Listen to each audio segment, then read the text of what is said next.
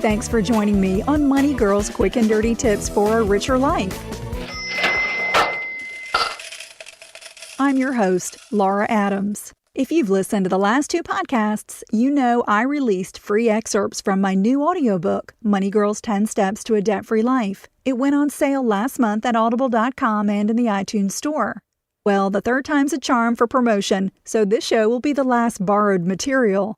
The topic comes from Step 5 and is an important part of staying on the straight and narrow when it comes to personal finances. It's about creating a budget.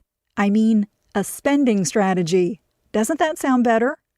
If you always have plenty of money to pay your bills on time, in addition to maintaining a healthy emergency fund, investing for your retirement, and saving for all your other goals, then you probably don't need a spending strategy.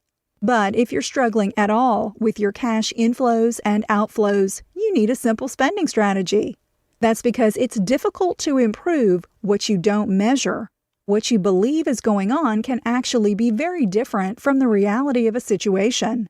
You may think that the amount you spend on groceries or entertainment is reasonable, for example, but do you really know exactly how much that is on average each month? Until you dig a little deeper into your spending patterns, you won't have all the information necessary to make good decisions and beneficial changes. I'm intentionally not telling you to, quote, create a budget, because if you're like me, that mandate just sounds too stringent.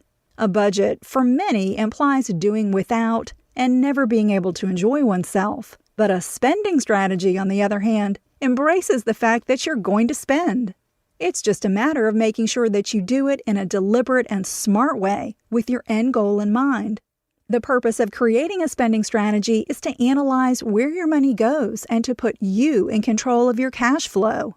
There's a black hole that seems to suck up our money when we're not looking. An essential element to eliminating debt is to keep your money away from the black hole by improving your money management skills. That starts with doing a spending analysis to monitor all the many ways you pay bills, splurge, give to others, and possibly fritter away money. I believe that a spending strategy should not make you miserable, otherwise you're apt to rebel against it.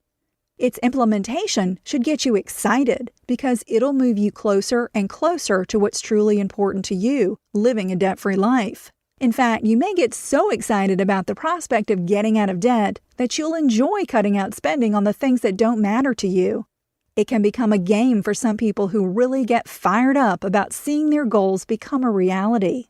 I recommend that you enter the data for your spending strategy on a spreadsheet or in a financial program, but a piece of paper will work just fine too. The first task is to estimate your monthly after-tax income. For some, this is easy because you receive a regular paycheck. For others who are paid on commission or who are self-employed, you'll need to come up with a realistic monthly estimate. The second task is to enter all your fixed monthly expenses below your income.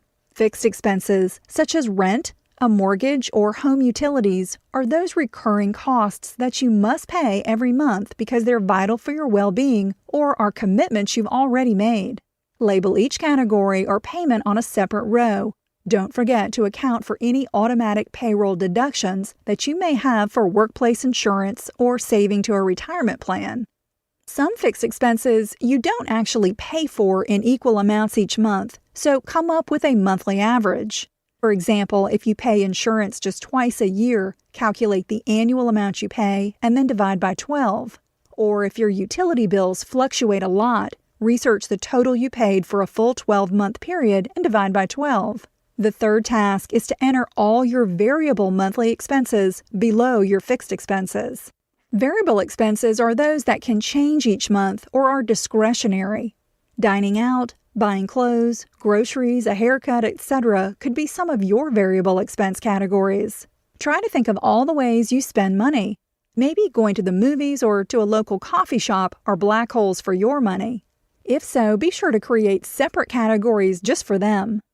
Enter your actual expenses from at least 3 previous months by looking at charges in your checkbook register or bank statements. If you don't have these, you'll simply need to start tracking your expenses going forward.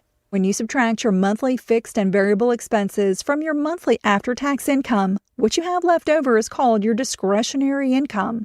It's an important number because it's what you have to pay down debt and build wealth for the future. The obvious goal is to make that number as big as possible. That can be accomplished by increasing your income or by decreasing your expenses or by doing both. To hear much more about how to create a spending strategy that'll help you reduce expenses and save more money, get your copy of Money Girl's 10 Steps to a Debt-Free Life from Audible.com or in the iTunes Store. In the Money Girl section at quickanddirtytips.com, you'll find great stuff like show transcripts, links to my Twitter and Facebook pages, code for the show's widget, my email address, voicemail number, and more. I'm glad you're listening. Cha-ching! That's all for now, courtesy of Money Girl, your guide to a richer life.